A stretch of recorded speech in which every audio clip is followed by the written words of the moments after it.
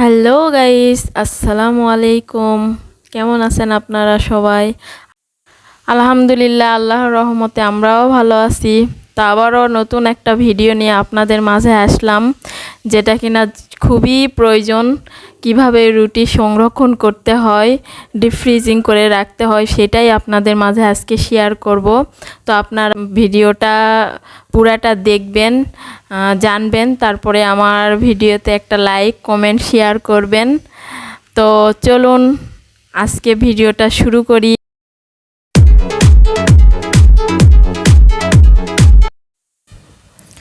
তো আমি এই যে আটা নিয়ে নিলাম। তো আমি আটা নেওয়ার আগে অল্প একটু লবণ দিয়ে নিছিলাম। তো এটা দেখাতে ভুলে গেছি বা ক্যামেরা ধরা হয়নি। তো আটার সঙ্গে আমি সামান্য একটু লবণ আর একটু তেল দিয়ে এই যে ভালো করে মেখে নিচ্ছি আটাটা। তো এমনভাবে আটা তেলটা মিক্সড করে নিতে হবে যেন একটু দানা দানাও না হয়ে থাকে বা একটু মানে বোঝা না যায় যে তেল দেওয়া। দেখুন আমি কেমন ঝরঝরা করে নিয়েছি, একবারে হাত দিয়ে মেখে মেখে নিয়ে। তো একটু সময় ধরে করে নেবেন, এই কাজটা একটু সময় ধরেই করতে হয়। তো এই যে আমি এখন গরম পানি দিয়ে নিচ্ছি আর ছুলনা দিয়ে নেড়ে নিচ্ছি। তো নেওয়া হয়ে গিয়েছে, আমি এই যে এখন ডো করে নিচ্ছি। তো দেখুন আটাটা মতে মতে একবারে সুন্দর একটা ডো বানাইতে হবে। তো আমি দুই ভাগে করে নিয়েছি, কারণ অনেকগুলো উটি বানায় রাখবো এই কারণে। তো আমি দুই ভাগে দুইটা করে নিয়ে দেখুন আমি দুইটা ভাগে ভাগ করে নিছি। এই যে একটা মানে বড় সাইজ করলে হয় কি হাতে একটু ব্যথা অনুভব হয়। তা আমি এই যে সব একবারে মানে উটির সাইজে একবারে ডো বানায় বানায় করে রাখছি, যাতে মানে ওইটাতে আর কোনো কষ্ট না হয়। তা আমি এই যে করে এখন রুটিটা বেলে নিব। তা আমি এই যে রুটি বেলাইতেছি। তা আমি রুটি বেলতে ভালোই পারি আলহামদুলিল্লাহ। তা আপনারা ওইভাবে বেলে নেবেন।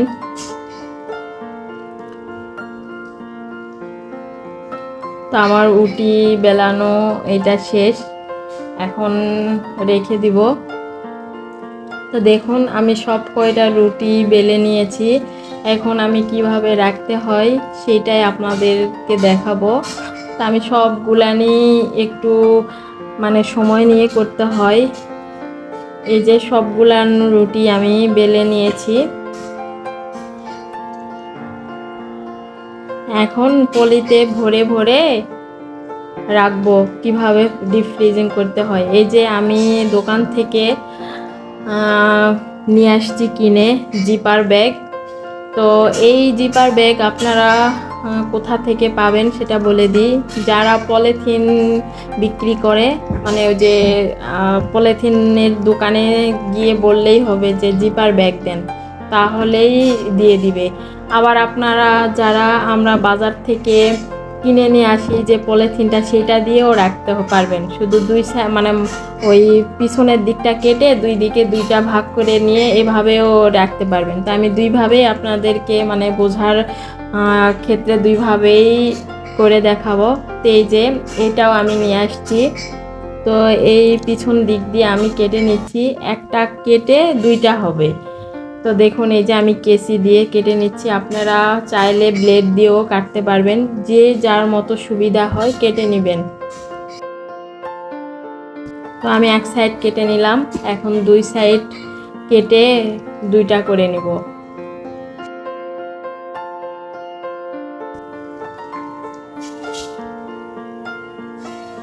তো দেখুন আমি একটা পলিথিন দুইটা করে নিলাম।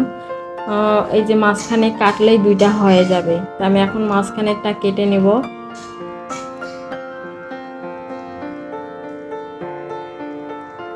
তো আমার এই তো পলিথিন কাটা হয়ে গেছে, দেখুন। আমি এখন রুটি রাখবো। এই যে ওইটাতে নিচে একটা পলিথিন দিলাম, দেওয়ার পরে একটা রুটি রাখলাম। দেখুন কিভাবে আমি রাখতেছি, এইটা ভালো করে আপনারা লক্ষ্য করে দেখবেন। তো দেখুন আমি নিচে কিন্তু একটা পলিথিন দিয়ে নিছি, উপরে একটা দিলাম, তার উপরে একটা রুটি দিলাম। তো মোট কথা বলতে একটা পলিথিন দিবেন, একটা রুটি দিবেন, একটা পলিথিন দিবেন, একটা রুটি দিবেন, এই রকম করে করেই রাখতে হবে। তো আমি এই যে একটা করে পলিথিন দিলাম, একটা করে রুটি দিচ্ছি। এটা ভালো করে আপনারা লক্ষ্য করবেন। এইটাই হচ্ছে রুটি রাখার মেন পদ্ধতি। তো দেখুন এই যে আমার চারদিকের চারটা মানে লম্বা ছিল, সেই দুটা আমি চারটা কেমন করে ভাঁজ করে নিচ্ছি। তো এখন এই চারদিক থেকে ভাঁজ করে নিয়ে আমি জিপার ব্যাগে ঢুকায় রাখবো।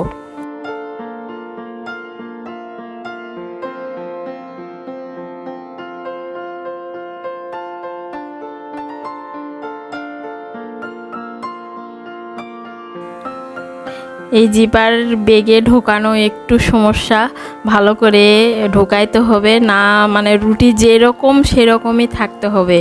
রুটি যেরকম সেরকম না থাকলে, ভাঁজ হয়ে থাকলে ওইটা একটা ওই ভাঁজ হয়ে থাকবে। তো ওইটা একটু দুইজন মিলে আমাকে হেল্প করছে একজন, তা আমি সেভাবে ঢোকালাম। তো এখন দেখেন আমি বাজার থেকে যেই পলিথিন মানে আমরা বাজার করে নিয়ে আসার সময় যে পলিথিনগুলান দেয়, সেই পলিগুলাতে আমি এখন রাখে আপনাদেরকে দেখাবো। তো দেখুন আমি কিভাবে কেটে নিছি। ওই লম্বা পলিথিনটার শুধু পিছন দিক দিয়ে কাটলেই দুইটা হয়ে যাবে। তো আমি ওইভাবে কেটে গোল করে করে সাইজ মতো কেটে নিছি। তো ওই একই পদ্ধতি এই পলিথিনও তো মানে এই পলিথিন ক্ষেত্রেও একই পদ্ধতি অবলম্বন করতে হবে। একটা রুটি একটা পলিথিন, একটা রুটি একটা পলিথিন, এভাবে রাখতে হবে। তো আমি ওইভাবেও রেখে আপনারা যদি এই জিপার ব্যাগ না পান, তাহলে শুধু ওই রকম করেও পলি ব্যাগেও মুখটা বন্ধ করে রাখতে পারবেন। তা আপনাদের বোঝানোর ক্ষেত্রে আমি ওইভাবেও দেখে দিলাম। তো দেখুন আমি চারটা পলি ব্যাগে চারটাতেই ঢোকায় রাখছি। তো এই যে দেখুন কিভাবে আমি সব কিছুই দেখাইলাম। এখন আপনারা এইভাবে যারা ব্যস্ততার মধ্যে থাকেন, যে একটু অফিস করেন, তারা এই সহজ পদ্ধতিটা অবলম্বন করতে পারেন।